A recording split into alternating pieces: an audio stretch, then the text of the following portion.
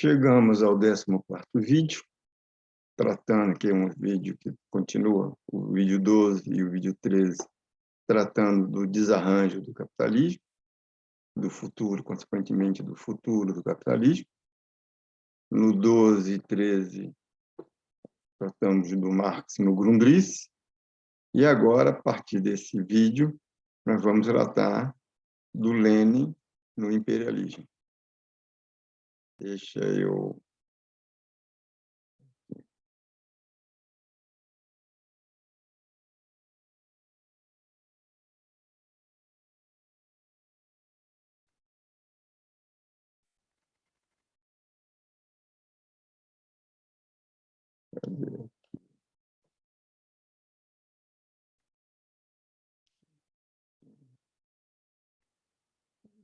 abrir.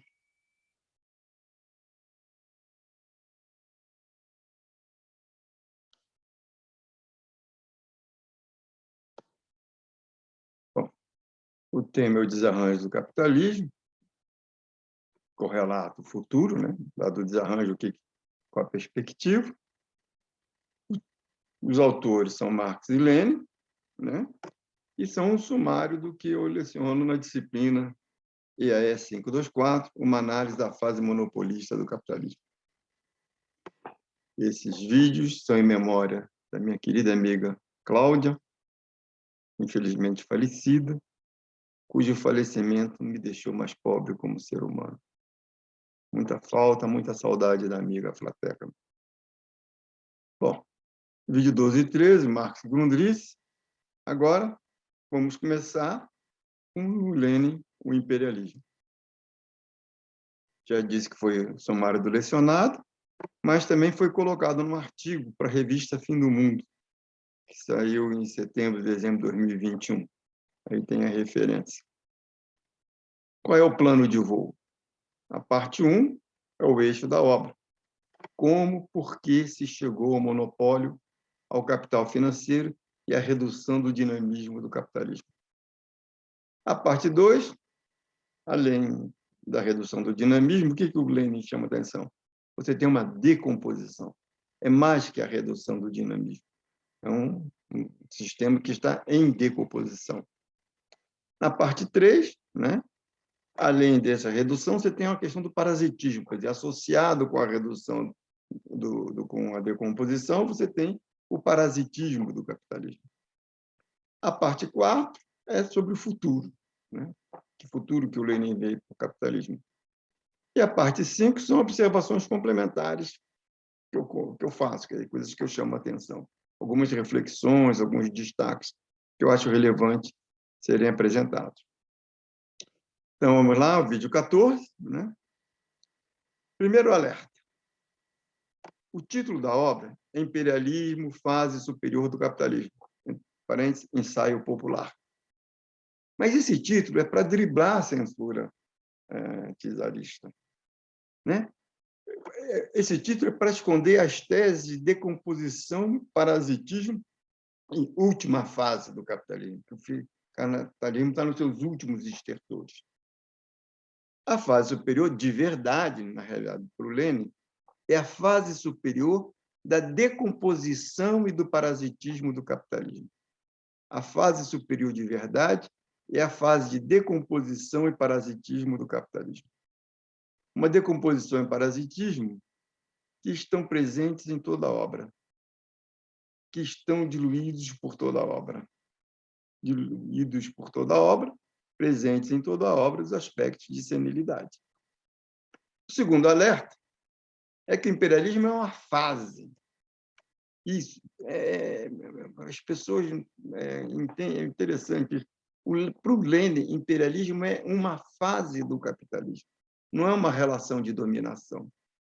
Então, diz o Lenin, o valor científico da obra de Bukharin reside particularmente em que examina os fatos essenciais da economia mundial no tocante ao imperialismo, considerado em seu conjunto como um estágio determinado do capitalismo em seu mais alto nível de desenvolvimento. Isso ele escreveu no prefácio à obra do Bukharin, que foi escrita em 1915. Ele escreve o imperialismo em 16, né? e quando ele faz o prefácio da obra do Bucário, ele já está chamando a atenção para que o imperialismo tem que ser entendido como uma fase do desenvolvimento do capitalismo. Terceiro, nós vamos ver isso mais para frente, com mais calma. O terceiro alerta é que o objetivo da obra em 16 era explicar a guerra e denunciar a aristocracia operária. Só um idiota não vê que aqueles objetivos ainda são válidos. O que será feito aqui é ressaltar a grandiosidade da obra escrita. Então, isso significa que você vai dar um pouco de ênfase diferente mais aqui, menos ali, porque o objetivo aqui é a grandiosidade da obra e não ir direto para explicar, né, a guerra e denunciar a aristocracia operária. Mas, essencialmente, é a mesma coisa. Por que só um idiota não vê que os objetivos continuam válidos? Porque está aqui essa lista, né, de bombardeios, né, da grande potência imperial, né, talvez a única potência, agora tem a China começando a peitar, mas eles vivem de guerra. Tá? Eles passaram a vida inteira, estão agora chorando a Ucrânia porque deu problema, mas eles... Guerra é com eles mesmo, né? Sem falar da bomba atômica em Hiroshima e Nagasaki, que já não era mais necessária, a guerra já estava grande, e que eles soltaram só para intimidar a União Soviética. Né? Então, quer dizer, guerra é com o americano, que hoje está todo tristinho com a invasão da Ucrânia. Bom, então, na parte 1, é o eixo da obra. Como e por que se chegou ao monopólio, ao capital financeiro e ao desarranjo, decomposição e parasitismo do capitalismo. Qual é o roteiro? Motor do processo, início, primeiro grande surto, consolidação, predomínio do monopólio, predomínio do capital financeiro, queda da taxa de lucro e preços de monopólio desestimulando o progresso técnico. Então, vamos lá. Qual é o motor da transformação em monopólio? A livre concorrência capitalista. Isso aqui é fundamental ter em mente. Qual é o motor da transformação? É a livre concorrência capitalista. Isso tem enormes implicações que nós vamos ver lá nas observações complementares. Diz o Lênin, mas esta livre concorrência começou a transformar-se diante dos nossos olhos em monopólio, criando a grande produção, eliminando a pequena, substituindo a grande produção por outra ainda maior e concentrando a produção e o capital a tal ponto que de seu seio surgiu e surge o monopólio. Os cartéis, os sindicatos, os trustes, e difundindo-se com eles o capital de uma escassa dezena de bancos que manipulam milhares de milhões. Ao chegar a um determinado grau do seu desenvolvimento, a concentração por si mesma, por assim dizer, conduz diretamente ao monopólio, visto que para umas quantas dezenas de empresas gigantes é muito fácil chegar a um acordo entre si e, por outro lado, as dificuldades da concorrência e a tendência para o monopólio nascem precisamente das grandes proporções dessas empresas. O que ele está falando? Livre concorrência, monopólio capitalista, qual é a relação? Dada a superioridade da grande produção, que isso leva ao triunfo da grande produção, a elevação da composição orgânica do capital, concentralização e centralização de capital, leva ao monopólio. É um raciocínio. Até economista neoclássico não teria problema. Quando é que começa o processo de monopolização? Diz o Lênin.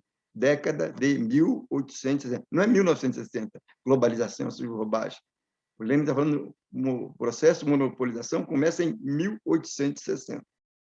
Qual é o primeiro grande surto?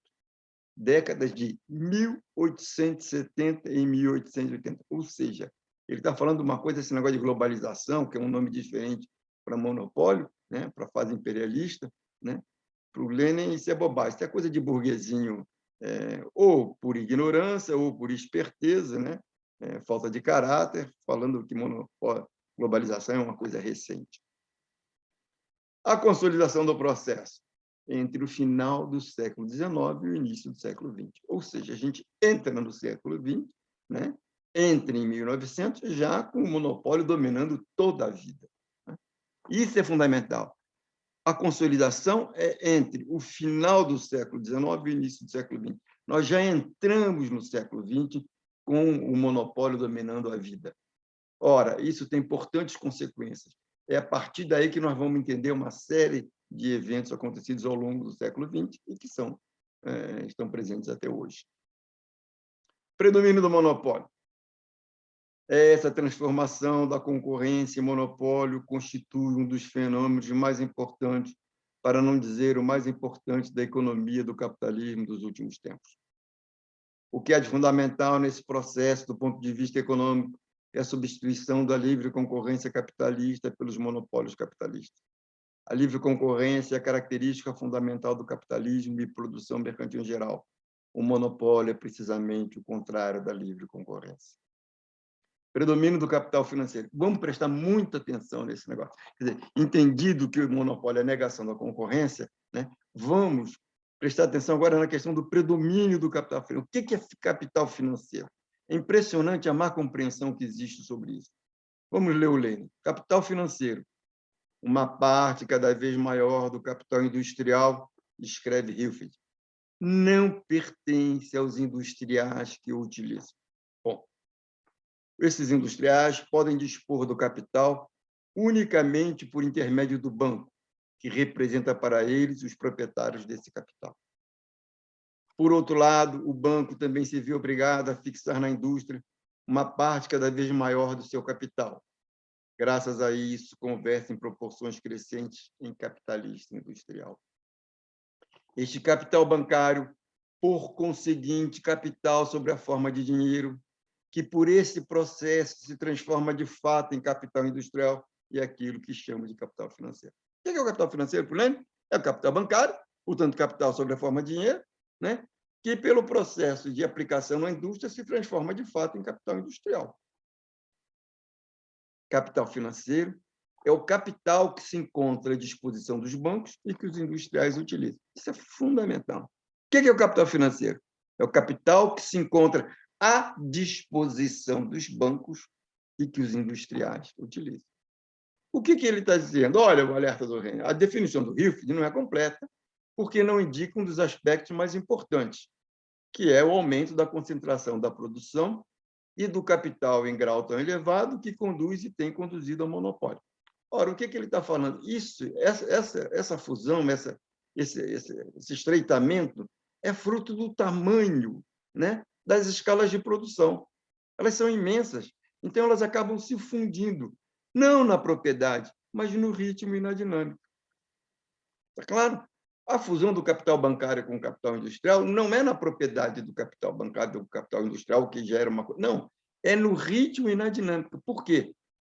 Ele está escrevendo em 16, né? Está dizendo, olha, pessoal, a indústria cresceu demais, a agricultura não é mais o dominante, então, se você vai aplicar o dinheiro, o banco tem que aplicar na indústria. E a indústria tem escalas imensas de produção, né? Ela só com os recursos internos não consegue operar e expandir, ela precisa de recursos externos. Então, você tem o quê? A fome juntando com a vontade de comer, né? A enorme escala de operação faz com que haja uma fusão entre o dinheiro que está à disposição dos bancos e que é utilizado pelos industriais. Ou seja, não tem esse conflito entre banco e indústria, que é uma coisa tão difundida, tão propagada. O que o Lenin está falando, que a fusão é no ritmo e na dinâmica, portanto, o que você tem não é mais o capital bancário nem o capital financeiro, o industrial. O que você tem é um capital que é fruto da fusão, da necessidade dos dois caminharem juntos. Vamos dar uma olhada no Bukharin, para complementar. O Bukharin tem umas coisas interessantes para ajudar isso. Capital financeiro, esse processo de internacionalização que tem no intercâmbio internacional sua mais primitiva forma e no truste internacional seu mais elevado nível de organização, provoca uma internacionalização muito intensa do capital bancário que, por meio do financiamento de estabelecimentos da indústria, se transforma em capital industrial e constitui, assim, uma categoria de capital financeiro. Bukharin, retomando. Com efeito, quanto mais desenvolvidas são as forças produtivas de um país, tanto mais poderosos são os monopólios. Papel especial desempenhou, nesse sentido, o sistema de sociedades anônimas, que facilitou o investimento de capital na produção e fez surgir empresas de amplitude sem precedentes.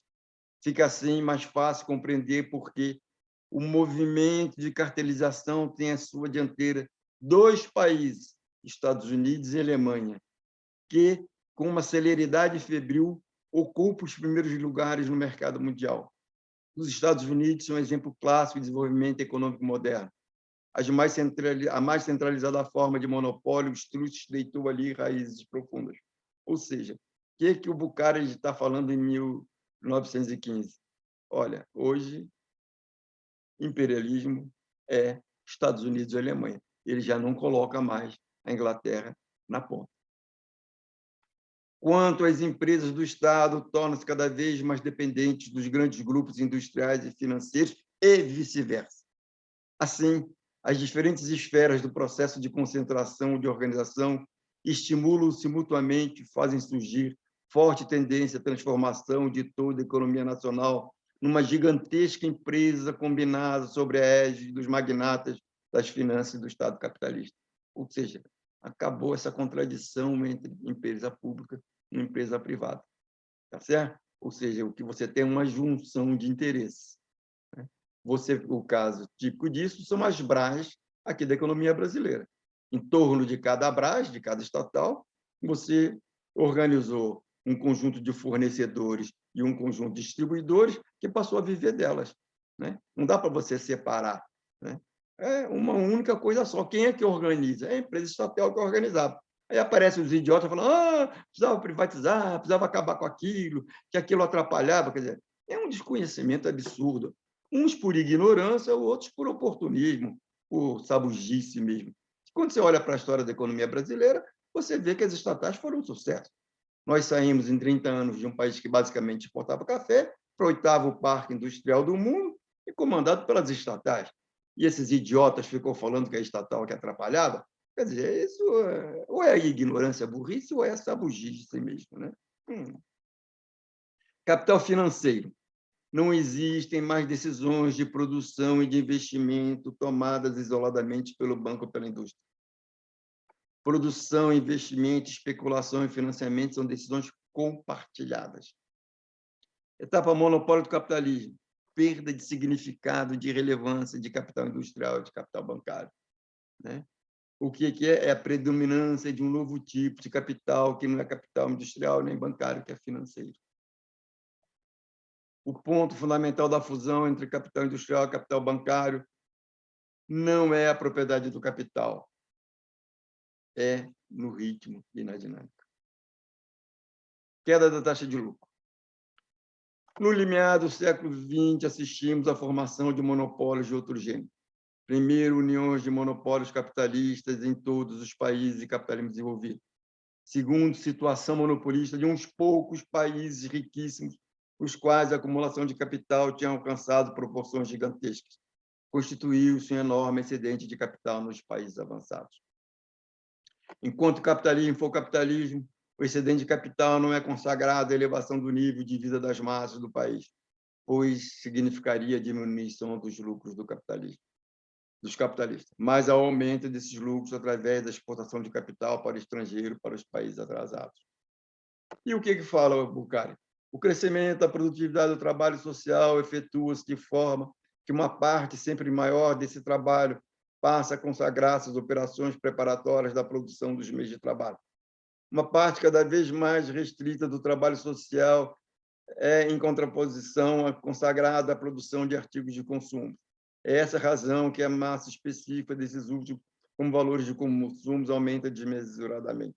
No plano econômico, esse processo traduz, sobretudo, pelo aumento da composição orgânica do capital social, pelo crescimento sempre mais intenso do capital fixo em relação ao capital variável e pela redução da taxa de lucro. Como é que isso desestimula o progresso técnico? Diz o Lênin. Como todo monopólio, o monopólio capitalista gera inevitavelmente uma tendência para a estagnação e para a decomposição. Na medida que se fixam preços monopolistas, ainda que temporariamente, desaparecem até certo ponto as causas estimulantes do progresso técnico e, por conseguinte, de todo o progresso, de todo o avanço, surgindo assim, além disso, a possibilidade econômica de conter artificialmente o progresso técnico. O que ele está falando? Olha, na hora que você tem preço de monopólio, você domina, você perde o estímulo da competição. O que ele está falando? Olha, que isso já implica? Com o monopólio, você tem uma elevação muito grande da composição orgânica do capital, queda da taxa de lucro. O que o preço de monopólio faz? Ele compensa essa queda da taxa de lucro. Ora, se é assim, né, o que você tem? Você não tem estímulo ao progresso técnico. Por quê? O que ele está falando? Deixa eu aqui. Né? O que ele está falando? Olha, se eu estou numa fase competitiva, qualquer ganho de produtividade que eu tenho, eu imediatamente repasso para a produção para poder derrubar os concorrentes. Então, se eu consigo produzir o mesmo produto mais barato, eu vou baixar o preço para que eu ocupe o mercado. Se eu consigo, com o mesmo preço, produzir um produto com mais qualidade, eu imediatamente vou colocar isso no mercado para ocupar espaço no mercado. E assim eu vou quebrando. Ora, na medida em que alguns poucos sobrevivem, aqueles que conseguiram me acompanhar sobrevivem, a coisa muda de figura. Porque, no termo popular, a briga não é mais de cachorrinho, a briga é de cachorro grande. E aí a coisa fica mais complicada.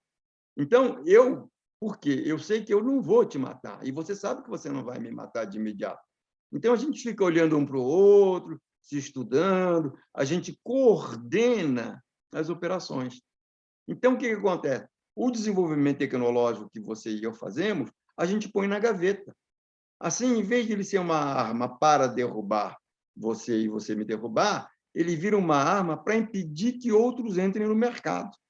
Então, a velocidade com que a disparidade de velocidade entre o progresso técnico e a entrada em operação, ela aumenta. Ora, se ela aumenta, o que o Lênin está falando? O capitalismo perde dinamismo. Né? O exemplo típico, você vê automóvel, os aparelhos de som, as máquinas fotográficas, quer dizer, tudo isso tem uma obsolescência planejada. Você coloca e vai e tal, e quem entra no jogo? Ninguém mais entra no jogo. Por quê? Porque o pessoal que já está no jogo, o monopólio, é tão consolidado, tão forte, que ele assusta. Então, se ele assusta, você não entra no jogo. E aí ele vem exercendo o seu poder de monopólio ao longo do tempo. As coisas são todas planejadas. Né? A competição entre eles não é uma competição feroz. Né? Ao contrário. Então, vamos voltar aqui.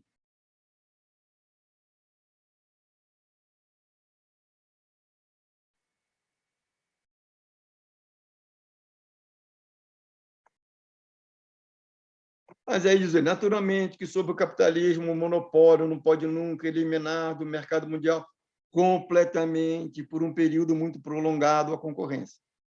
Mas, naturalmente, a possibilidade de diminuir os gastos de produção e aumentar os lucros, implantando aperfeiçoamentos técnicos, atua a favor das modificações. Né? Naturalmente, a possibilidade de diminuir os gastos de produção, aumentar os lucros, implantando aperfeiçoamento técnico, atua a favor das modificações. Mas a tendência para estagnação e para e decomposição inerente ao monopólio continua, por sua vez, a operar em certos ramos da indústria, em certos países, há períodos em que consegue impor. Ou seja, ele não está falando de estagnação, não está falando que a fase monopólica é uma fase de estagnação. Ele está falando que é uma fase em que o dinamismo da economia não é tão grande quanto na fase concorrencial.